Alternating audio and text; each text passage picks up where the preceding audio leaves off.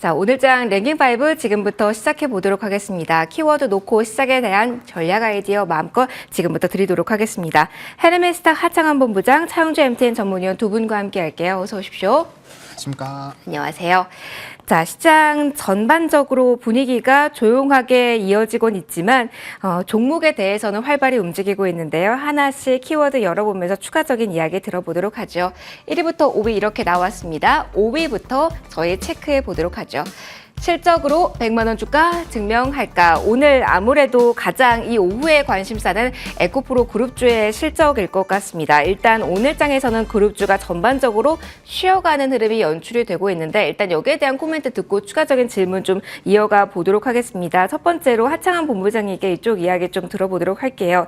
에코프로 그룹주에 대한 변동성이 최근 컸잖아요. 네. 오늘은 장 초반부터 하락권에서 움직임이 나오고 있는데 어떻게 보시는지 그리고 잠정 실적의 포인트는 어디에 두면 좋을지에 대한 조언도 부탁드릴게요. 일단은 뭐 잠정 실적 같은 경우는 상당히 좋을 것으로 예상이 되고 있는 상황이기 때문에 일단은 뭐 거기서 오히려 더 서프라이즈로 나오면 더 좋은 거고 뭐 그와 준하는 흐름만 나오더라도 뭐 사실상 나쁘지는 않은 것 같습니다. 그리고 뭐 저는 오늘 조금은 조정이 나오고 있지만 이걸 조정이라고 해야 될지 참 네 그렇습니다. 그래서 뭐 지금 워낙 강한 상황이고 이제 관련된 주제로 좀 언급을 드릴 때 전고점 돌파를 하게 되면 뭐 100에서 110만 원 라인은 뭐 무난하게 상승력이 나올 것이다 라고 좀 말씀을 드렸는데 여전히 공매도 관련된 부분에서 숏스퀴즈가 이어서서 나올 가능성도 상당히 있는 상황이고 뭐 실적에서만 너무 이제 급격하게 안 좋은 상황만 발생되지 않는다라고 한다면 현재 시점에서는 조금 더 우상향할 수 있는 가능성을 열어놓고 보셔야 될 것 같고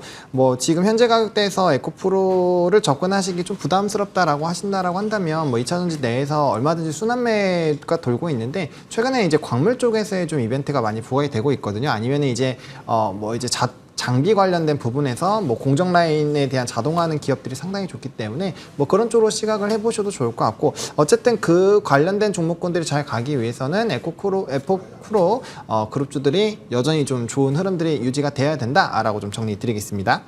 그것도 궁금합니다. 에코프로 그룹주의 저희 잠정 실적이 화면에 나왔는데 이게 장 중에 소화되는 것과 그리고 장 마감 이후에 나와서 내일장 소화하기에 다는 것과 그 분위기 입장에서 좀 다를 수 있을까요? 미묘하게? 아무래도 시간에서 나오게 되면은 약간 좀 이제 그 장중보다는 아무래도 적은 거래량으로 가격의 탄력도가 좀 생길 수 있거든요. 그래서 그런 부분에서 본다라고 한다면 뭐 장에서 나오는 것이 조금 더 변동성 부분에서는 좀 커지지 않을까라고 보고 있고 일단 뭐 예상대로만 나온다라고 한다면 뭐 장중이나 시외 모두 다 크게 뭐 영향은 없지 않을까라고 생각을 하고 있어서 너무 이게 안 좋은 우리가 예상하지 않은 쪽에서의 그런 결과치만 나오지 않으면 일단 뭐 큰 변수는 없지 않을까라는 생각입니다.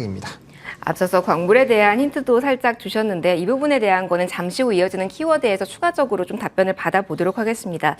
그리고 오늘 에코프로 이외에 이쪽도 궁금하실 것 같아서 2차전지 키워드 안에서 LG화학에 대한 이야기를 좀 해보고자 합니다. 이 부분 위원님과 좀 브리핑 받아보도록 할게요. LG화학이 LG에너지솔루션 지분을 활용해서 자금 조달에 나선다라는 소식 나왔습니다.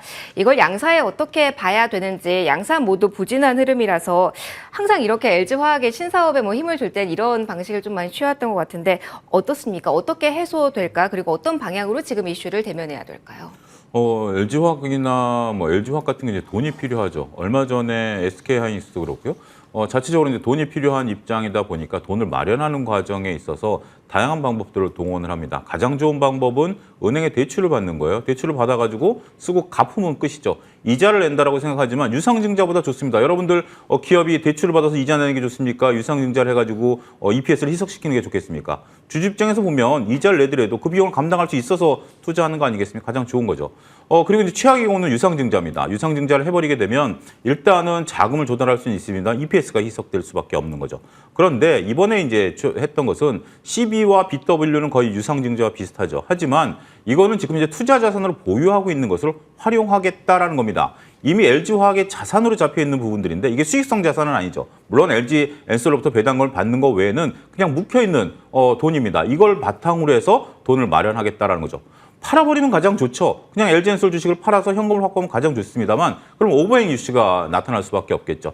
교환사채를 발행한다는 것은 회사가 주주들을 신경을 썼다라는 얘기입니다. 그리고 회사가 묶여있는 자금을 활용한다라는 거죠. 굉장히 좋은 방식이다라는 거죠. 어차피 돈이 필요한 건 어쩔 수 없어요. 미래의 자금을 위해서 돈이 필요하면 여러분들도 대출을 알아보든지 친구한테 빌리던 카드빚을 내던 그건 어쩔 수 없는 거 아니겠습니까? 그럴 때 가장 유리한 방법을 선택할 수 있는 부분에 있어서는 저는 굉장히 좋다라는 거죠. 따라서 현재 지금 LG화학이 LG엔솔 주식을 바탕으로 해서 이거를 담보로 해서 회사채를 발행을 했고 이거의 만기는 5년, 7년입니다. 당장 지금 일어나는 건 아니죠. 그런데 LG엔솔이 왜 빠지느냐? LG엔솔 지금 이제 LG엔솔 갖고 있는 여러분들이 외국인이라고 생각을 해보십시오. 이번에 LG화학이 이거에 대한 발행을 오늘 끝냈습니다. 그러면 자, LG화학이 발행한 교환사채를 내가 받았어요. 이건 나중에 LG엔솔 주식으로 바꿀 수 있어요. 그러면 기존에 갖고 있던 LG엔솔 주식을 팔고 그 교환사채를 사는 게 득이죠. 왜냐하면 주가는 올라갈 거라고 장기 투자를 하는데 이자까지 주죠. 그러면 당연히 갖고 있는 주식을 팔아서 이자까지 얻을 수 있는 교환사채를 사는 게 외국인 투자들에겐 득이 아닐까요? 이건 단순한 세법이죠. 그렇게 읽어보신다라면 최근에 LG엔솔이 빠지고 오늘 바닥을 찍고 올라오는 거래량들이라 보면 일부 로테이션 물량이 나타났다라고 보는 거죠. 펀드멘탈이 훼손된 게 아니라 수급상 내가 지금 LG엔솔 주식을 갖고 있는 것보다 LG화학의 EB를 갖고 있는 게 더 좋은 거죠. 과거에는 SK하이닉스에서도 동일하게 일어났었던 겁니다. SK하이닉스가 자사주를 발행으로 EB를 했을 때 외국인들이 일시적으로 팔았다 다시 샀죠. 그런 형국이 똑같이 재현된다라는 겁니다. 그런 것들을 여러분들이 큰 흐름으로 읽어내셔야 된다라고 봐요. 그래서 저는 이번에 LG화학의 결정 그리고 LG엔솔의 주가는 이건 눈에 보이는 흐름이다라고 좀 설명을 드릴 수가 있겠습니다. 추가로 지금 자리에서 LG에너지솔루션 하나만 더 짚고 갈게요. 그런데 앞서 조금 마음에 걸리는 부분이 2분기 잠정 실적 나왔을 때 증권가 평균 전망치보다 조금 낮게 나왔다는 부분도 보유자분들은 이것 때문인가라는 생각도 동시에 하실 것 같거든요. 이거에 대해서는 크게 우려 반영하지 않아도 괜찮을까요? 여러분들이 2차전지 관련주들에 대해서 과연 어떠한 생각으로 사셨는지를 다시 되새길 필요가 있다고 보여집니다. 물론 실적은 굉장히 중요합니다. 실적이 쌓여서 우리가 미래에 대한 실적 가이던스를 보는 거 아니겠습니까? 지금 2차전지를 현재 지금 PER로 계산을 하시면 여러분들 이 숫자를 지금 보고 PER이 높다라고 얘기하는 거에 대해서 반박하시는 게 있죠. 우리는 2025년, 2030년을 보기 때문에 현재 PER은 높은 건 아니야.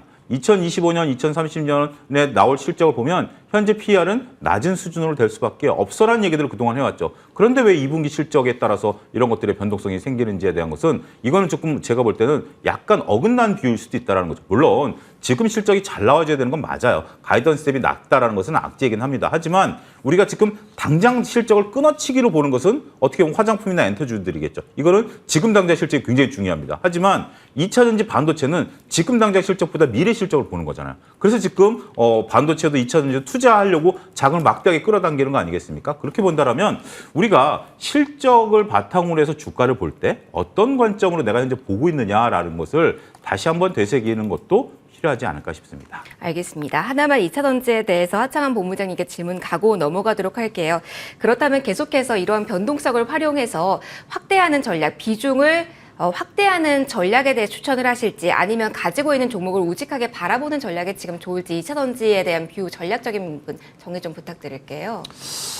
저는 두 가지 다 가능하다라고 보고 있는데 만약에 이제 주가가 굉장히 좀 고공행진을 하고 있는 종목군들 같은 경우는 사실상 변수가 생기면 거기서 좀 일부 이익화를 하는 게 맞다라고 보고 있고 앞서 말씀드린 장비 관련된 종목군들 대표적으로 이제 코인테크라는 종목은 이제 제가 이전에도 좀 소개를 드려서 수익이 상당히 많이 났었던 종목인데 이렇게 이제 앞으로의 산업이 확대가 되면 수혜가 받는 쪽에서의 단기 눌림이 나왔을 때는 오히려 비중 확대를 하는 게 맞죠. 그래서 2차전지 내에서도 사실상 산업의 성장에서 좀 동반적으로 성장이 나오는 쪽에 대해서는 눌렸을 때 비중 확대를 하는 것은 맞다라고 보고 있고 다만 이제 너무 과하게 급등이 나오거나 광물 같은 경우를 앞서 말씀드리긴 했지만 이게 이제 테마적으로 사실상 실체화가 조금 덜 돼 있는 상황이거든요. 이런 쪽 같은 경우는 좀 급등이 나왔을 때 빨리빨리 좀 쳐내는 방향으로 대응을 하시면 되지 않을까라는 생각입니다.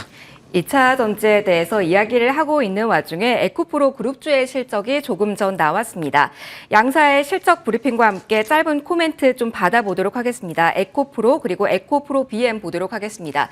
매출액은 2조 132억 원이 나왔습니다. 시장 예상치를 하회한 것으로 확인이 되고 있고요. 영업이익 같은 경우는 에코프로의 경우에는 2,250억 원 예상을 했는데 조금 낮게 나온 걸로 확인이 됩니다. 양 시장 모두에서 지금 반응이 반응이 나오고 있는데요. 에코프로, 에코프로 BM 모두 영업이익이 예상치를 하회했습니다. 예상치 하회한 것으로 숫자 찍힌 구간에서 두 기업의 주가 모두 하락폭을 키우고 있는 현재 구간의 움직임 나오고 있습니다. 일단 컨센 추정치 하회입니다. 위원님 한 번만 봐주세요. 영업이익 추정치 하회입니다. 주가는 조금 더 밑으로 빠지고 있는 즉각적인 반응이 나오고 있습니다. 어떻게 보실까요? 일단 저는 두 가지 관점을 보셔야 될 것 같아요. 앞서 언급드렸다시피 에코프로나 에코프로빙 같은 경우 단기적인 실적보다는 장기적인 실적을 보고 계시는 분들이 많으실 테니까 그 부분에 집중하셔야 된다는 거고, 두 번째 이번에 2분기 실적은 굉장히 조금 어렵습니다. 왜 어렵냐라고 본다라면 가이던스 대비 빠졌다라는 부분들에 대해서는 뭐 그럴 수 있죠. 가이던스를 추정률을 잘못했을 수도 있기 때문에 그 부분에 대해서 그 추정치보다 좀 떨어졌다라는 부분들도 악재지만 추정 자체를 잘못했다라고 위안을 삼을 수는 있겠죠. 하지만 제가 지금 이제 보는 것은 영업이익률입니다. 영업이익률이 확정치를 보면 작년에 영업이익률이 13.7%였어요. 그러니까 똑같은 매출에 대해서 13% 이익을 남겼었고 올해 1분기 때 영업이익이 8.8%였습니다. 100이란 건 매출했을 때 8.8% 벌었죠. 이번에 영업이익은 8.2입니다. 그러면 이게 이제 우리가 항상 그 2차 전지에 대해서 조금 이제 비관적으로 보시는 분들이 하는 얘기가 그죠. 이게 앞으로 이제 2차 전지가 처음에는 지금 비싸게 팔리지만 경쟁이 심화되면 가격이 떨어질 수 있다라는 우려감을 제시한 것들도 있거든요. 그 부분의 논리는 결국 우리가 지금 뭐 옛날에 뭐 100만 원 주고 샀던 휴대폰이 지금은 똑같이 100만 원 주면 그거보다 성능이 더 좋은 걸 사는 거와 똑같은 효과라는 거죠. 그렇기 때문에 지금 영업이익률이 떨어졌다는 것은 이건 조금 우려스럽습니다. 당장 지금 매출과 영업이익이 얼마냐 이것도 중요하긴 하겠습니다만 영업이익률 자체가 회복되지 못하고 있는 상태, 이게 추세적으로 지금 떨어지고 있는 거잖아요. 그러면 또 동일한 이익을 내기 위해서는 어떻게 되죠? 더 많이 팔아야 된다라는 거죠. 이런 부분들을 보면 일단은 조금은 뭐 단기적으로는 악재일 수밖에 없는 부분들이다라고 좀 말씀을 드릴 수가 있겠고요. 그렇지만 우리가 좀 봤을 때는 현재 지금 뭐 한편으로는 길게 보시는 분도 많다라는 것도 하나의 현재 시장의 모습이 아니겠나, 두 가지를 동시에 다 보셔야 되지 않을까 싶습니다. 알겠습니다. 영업이익 추정치 하회한 구간에서 즉각적으로 하락폭이 좀 깊어지긴 했지만 좀 잡는 모습도 함께 나타나고 있습니다. 추후에 변화가 좀 더 뚜렷하게 나오면 한 번 더 정리를 좀 해드리도록 하겠습니다. 한 가지만 더 말씀드리면 네네. 지금 이제 에코프로나 에코피로비엠이나 뭐 우리가 조금 전에 얘기했던 LG화학이라든지 이런 것들이 지금 막대기 투자를 하잖아요. 그러면 여기 투자에 따른 이자 비용이 들어갑니다. 네. 그거는 영업이익에 해당이 안 되고요. 영업의 손익으로 들어가서 단기순이익으로 나온 겁니다. 그래서 지금 이제 2차전지 같은 경우는 서로 영업이익이 잘 나와도 단기순이익이 크게 훼손될 가능성도 있어요. 거기에 너무 긴장하지 마시고요. 영업이익이 잘 나오는 게 가장 중요하고요. 여기서 이자 비용을 감안하면 단기순이익은 훼손될 수 있다는 것은 일부 각오하셔야 된다, 이렇게 말씀드리겠습니다. 알겠습니다. 오늘은 잠정 실적을 소화한 과정에서 코멘트를 들어봤습니다. 앞으로 어떻게 할 건지 3분기, 4분기에 대한, 그리고 그 앞으로의 성장성을 조금 더 자세하게 알기 위해서는 확정 실적 그리고 이후의 컨퍼런스 콜을 봐야겠죠. 그 이후의 반응까지 저희와 함께 하시면서 체크해 보시죠. 일단 에코프로 그룹주에 대한 반응 여기까지 설명드리고요. 다음 키워드로 저희 넘어가 보도록 하겠습니다. 계속 큰 틀에서는 2차 전지 키워드 끌고 갈 겁니다. 오늘 2차 전지 소재 매출 비중을 늘리겠다, 체질 개선, 이제 철강이 아니라 2차 전지 기업으로서의 변모를 발표한 포스코 쪽에서의 움직임에 주목을 해볼까 합니다. 포스코 그룹주 본다면 홀딩스가 오늘 가장 강한 흐름이 장 초반부터 나타나고 있습니다. 이 부분에 대해서 하창한 본부장님께 질문 드릴게요. 어제 나온 뉴스였는데 시가부터 띄운 건 아니었고요. 장 초반에는 약간 주춤했다가 바로 상승폭을 쌓아 나가는 패턴으로 나왔거든요. 이걸 어떻게 봐야 될지 궁금합니다. 포스코 홀딩스에 대해서 앞서 광물에 대해서 포인트 제시해 주셨잖아요. 그런 메리트 보시는 걸까요? 네, 그렇죠. 뭐 솔직히 이제 포스코 그룹주들 같은 경우는 뭐 에코프로 그룹주들과 대비했을 때 상당히 좀 못 올랐다라는 생각도 들고 있는 상황이고, 뭐 광물 쪽으로 좀 자회사들의 이런 뭐 수직 계열화들을 진행을 하고 있고, 관련된 부분들이 사실상 포스코 홀딩스가 인식이 돼야 되는데 포스코 엠텍으로 인식이 되면서 이제 리튬주들이 갈 때 그 종목이 이제 저점 대비 한 300~400% 좀 상승력이 나왔거든요. 근데 최근에 이제 그룹사적으로 변화가 나타나고 있고 중장기적인 모멘텀들이 상당히 좀 붙어주다 보니까 최근에 포스코 홀딩스의 흐름도 좋았지만 포스코 인터내셔널이 오히려 주가가 굉장히 좀 우상향을 하고 있는 상황이거든요. 그러니까 그룹주 내에서 종합 상사를 담당을 하고 있는데 이 회사를 바탕으로 여러 가지 이제 원자재들을 조달을 할 것이다라는 기대감이 확대가 되고 있고, 이게 이제 포스코 인터내셔널뿐만 뿐만 아니라 LX 인터내셔널 같은 기타 다른 종합 상사에서도 관련된 움직임들이 나타나고 있거든요. 그래서 이런 조달에 대한 기대감들이 커지고 있는 상황이고 뭐 종합 상사는 워낙 좀 견조한 움직임이 나타나다 보니까 뭐 관련된 부분에서 좀 긍정적인 시그널들이 나오고 있다라고 보시면 좋을 것 같고, 포스코 그룹주들 같은 경우는 사실상 이제 앞으로의 전망이나 이런 부분도 상당히 좀 중요한 상황인데, 이 종목 같은 경우도 40만 원대 이제 이전에 전고점을 상승력이 나온 이후에 박스권을 만들면서 계속적인 좀 물량을 소화하고 있는 과정이었기 때문에 뭐 이런 앞으로의 성장세라든지 이런 그룹주 내에서의 좀 모멘텀을 본다라고 한다면 뭐 충분히 전고점 돌파해서 상승력이 나올 수 있다라고 보고 있고, 뭐 오늘의 상승에 사실 좀 의미를 줄 수 있는 거는 단기 박스권을 좀 뚫어주는 부분들 크지는 않지만 어쨌든 거래량도 좀 동반해서 상승력이 나오고 있기 때문에 뭐 기대감은 상당히 확대가 되고 있다라고 좀 정리를 드리겠습니다. 본부장님, 그런데 궁금한 게 사실 2차 전지가 핵심 키워드로 전면에 섰는데 포스코 퓨처엠 같은 경우는 좀 부진한 흐름이에요. 현재도 1%대의 하락인데 왜 이렇게 같이 동반해서 오름세를 보이지 못하는 건지, 그리고 조금 전에 에코프로 그룹주의 실적이 나오기도 했지만 같이 양극재 부분 묶여서 실적에 2분기 좀 타격이 있을 수도 있다라는 코멘트가 꾸준히 나온 두 기업이잖아요. 그 영향도 살짝 받고 있는 구간일까요? 네, 약간의 뭐 실적을 좀 확인하는 부분이 좀 필요하지 않을까라고 생각을 하고 있습니다. 뭐 에코프로 같은 경우도 지금 뭐 1%대까지 다시 올랐다 다시 빠지고 있는데 아무래도 이제 좀 확인하는 과정이 필요하고요. 퓨처엠 같은 경우는 오늘은 좀 약하지만 최근에 뭐 이 거래를 전만하더라도 다시 한번 전고점을 뚫는 위치까지 거의 왔었거든요. 그래서 뭐 사실상 주가의 힘이 약하다라기보다는 최근에 수급적으로 외국인 기관의 양매도가 좀 3거래를 연달아 좀 강하게 나오고 있거든요. 그래서 수급적인 부분에서의 일부 차익 실현들이 오늘 좀 발목을 잡고 있는 것이 아닌가라고 보고 있고, 뭐 포스코 인터내셔널이라든지 포스코 홀딩스 같은 경우는 오늘 포스코 홀딩스 같은 경우 외국인 기관 양매수가 들어오고 있거든요. 그래서 약간의 좀 수급적인 차이에서의 좀 이벤트가 있는 것도 좀 참고를 해보시면 좋을 것 같습니다. 알겠습니다. 전반적인 이야기 들어봤고요. 그러면은 포스코 그룹주에 대해서 위원님과도 이야기해 보도록 할게요.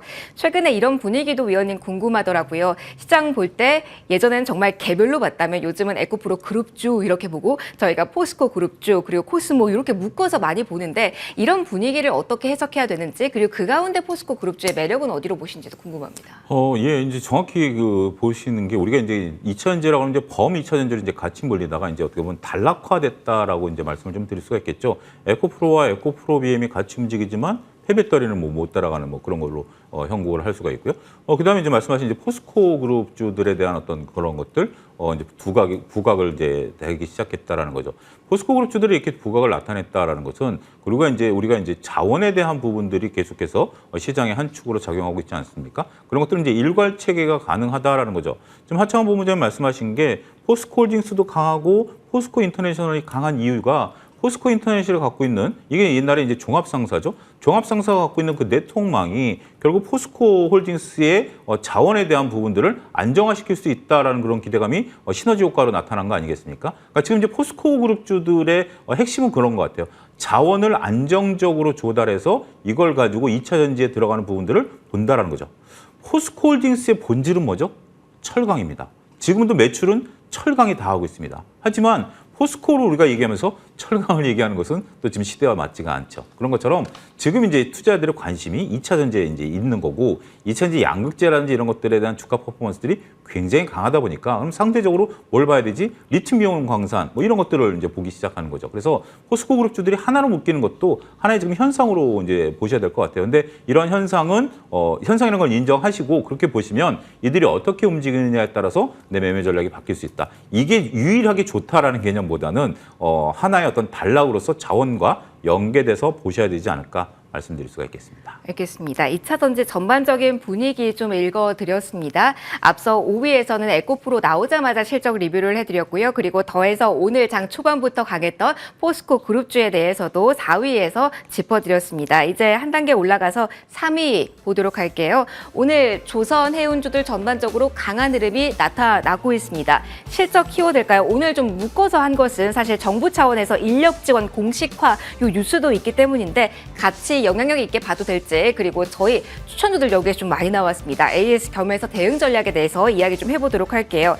큰 틀에서 위원님께 먼저 질문 드리도록 할게요. 인력 지원 공식화가 시황 기사랑 묶여서 설명도 되는데 이렇게 묶어서 보는 게 맞습니까? 조선 해운을 같이 보려면 이렇게 봐야 되는 건지 궁금하네요. 뉴스 해석 부탁드릴게요.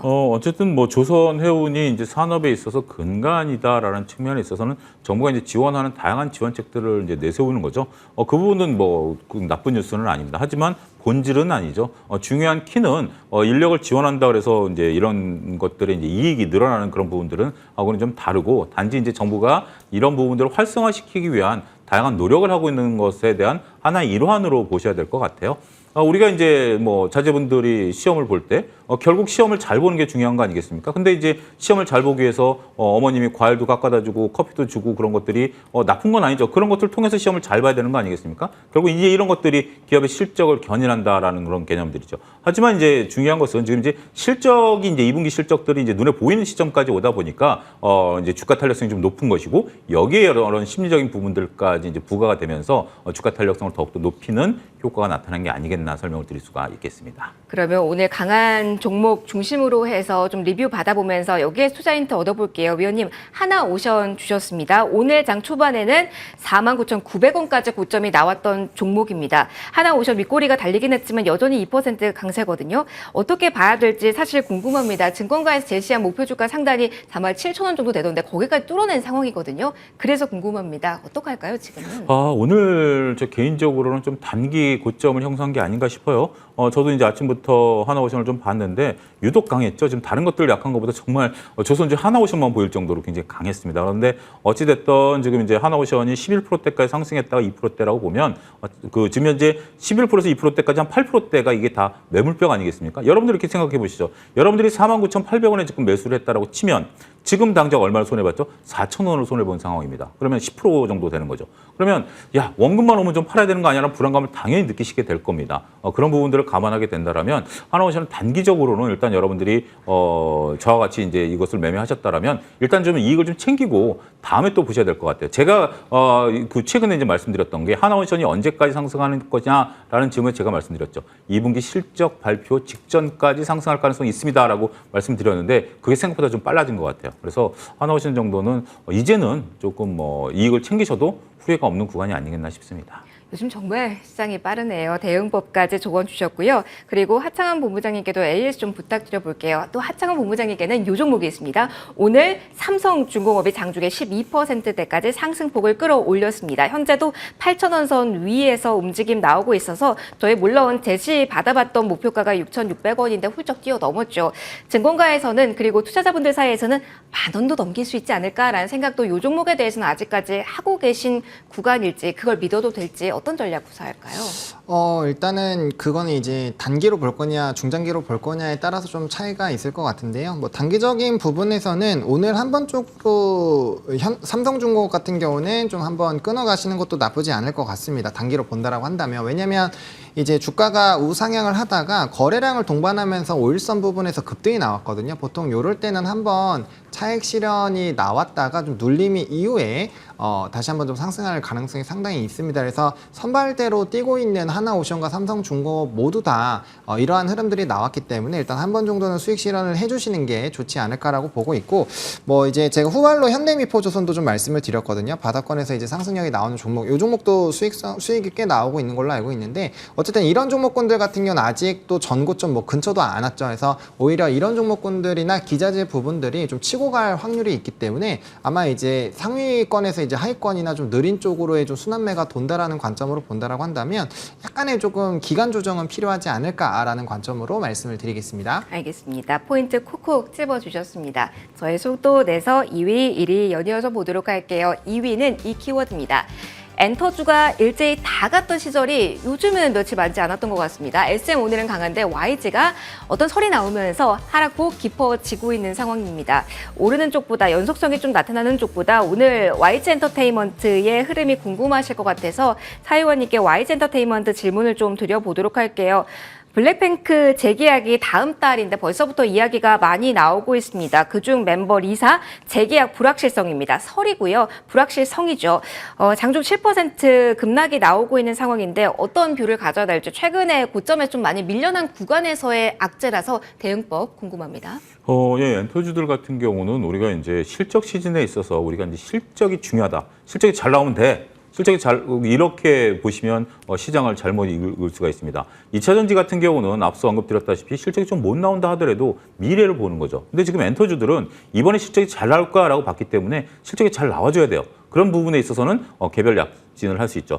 최근에 또 엔터주들의 흐름을 보면 하이브 같은 경우 조금 불미스러운 일이 있으면서부터 주가가 떨어졌죠.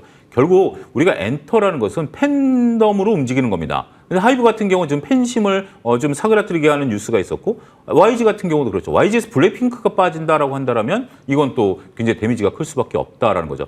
하이브가 BTS가 군대 가는 문제가 있었을 때 하락했던 거 뭐 그거에 재현된다라기보다는 중요한 가수가 이런 문제들이 좀 불거지기 시작했다라. 물론 아직 설이기 때문에 저희가 이제 판단하기는 어렵겠습니다만 팬덤이 흔들릴 가능성에 대해서 투자자들이 좀 우려를 하고 있는 거죠. 그 부분을 좀 이해를 하셔야 될 것 같아요. 아직 확정된 건 아니기 때문에 제가 코멘트를 드리기는 좀 쉽지는 않겠습니다만 만약에 블랙핑크가 흔들리게 된다라면 조금 문제가 심각해질 수 있죠. 그러면 종합적으로 어떻게 봐야 되느냐? YG만의 문제가 아니라 이번에 실적에 따라서 각계 움직임을 보일 가능성이 있습니다. 실적 발표가 잘 나오게 되면 그 종목은 퍼포먼스를 보일 가능성이 있습니다만 지금 엔터는 다 실적이 좋을 걸로 봤죠.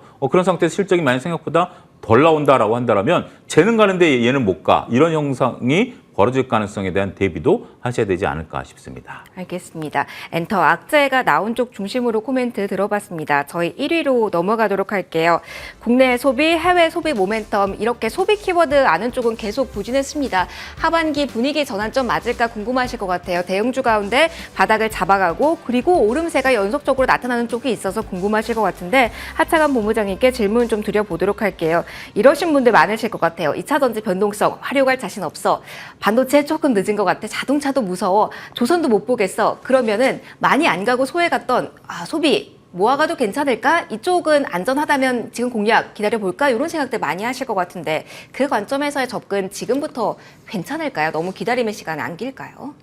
일단은 소비도 소비 나름대로 좀 다르다라고 보시면 좋을 것 같습니다. 앞서서 이제 화장품 쪽이 잠깐 얘기가 나왔는데 예를 들어서 뭐 LG생활건강과 아모레퍼시픽이 지금 최근에 이제야 막 좀 반등이 나와주고 있는 상황이거든요. 근데 이쪽은 중국발 매출 비중이 상당히 높죠. 이제야 막 우하향을 계속적으로 하다가 상승력이 나오기 시작한 종목군들 같은 경우는 이게 이제 상승 탄력이 과연 어디까지 이어질 수 있을까에 대한 좀 물음표가 있고 단기적으로 끝날 확률이 상당히 높습니다. 근데 그에 반면에서 뭐 코스메카 코리아라든지 최근 한 2, 3거래일 정도는 차익이 나오고 있지만 계속적인 52주 신고가를 찍고 있거든요. 뭐 그 작년 겨울부터 말씀드렸던 뭐 CNC 인터내셔널 이런 종목군들 같은 경우는 굉장히 높은 위치에서 움직이고 있다라는 거죠. 그래서 사실상 업황이 좋고 산업이 좋은 소비주 안에서도 그런 가는 종목군들이 더 많이 가고 있고 우상향이 나오고 있는 상황이기 때문에 단순히 저점에서 일부 반등이 나온다고 해서 그 부분을 뭐 물론 단기 트레이딩으로 이제 접근해 보시는 전략도 나쁘지는 않겠지만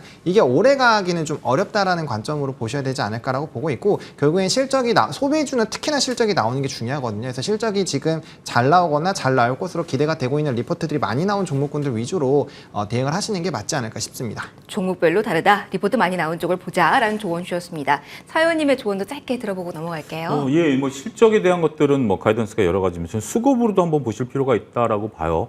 지금 이제 조금 전에 아모레퍼시픽 같은 경우 일본에서 뭐 행사가 굉장히 성황을 했다라는 뉴스가 이제 소포로 올라오긴 했습니다만 아모레퍼시픽, 롯데관광개발, 진해어 제가 이거 추천드리는 건 아닙니다. 하지만 수급을 보시면 2, 3일 동안 외국인 기관에 동시 순매수가 세게 들어옵니다. 그러니까 어떻게 보면 이들이 지금 왜 들어오는지는 저도 모르겠어요. 왜 들어오는지 모르겠지만 나머지 종목들도 지금 막 빠르게 쳐봤거든요. 한국콜마라든지 이런 것들은 외국인들 끔찍 안 해요. 제주항공도 외국인들 끔찍 안 해요. 하지만 몇몇 종목에서는 외국인과 기관들이 2, 3일 동안 세게 들어오면서 주가 퍼포먼스들이 좋다라는 측면에 있어서 보면 트레이딩 관점에서의 접근도 한번 고민해 보실 필요가 있지 않겠는가. 수급놀이로 말씀드리도록 하겠습니다. 알겠습니다. 수급적인 포인트까지 언급해 주셨습니다. 자, 이제 1위부터 5위까지 키워드 정리하면서 원픽 들어보도록 하겠습니다. 있습니다. 오늘 하창원 본부장님께서 원픽 가져와 주셨습니다. 바로 공개해 주시죠.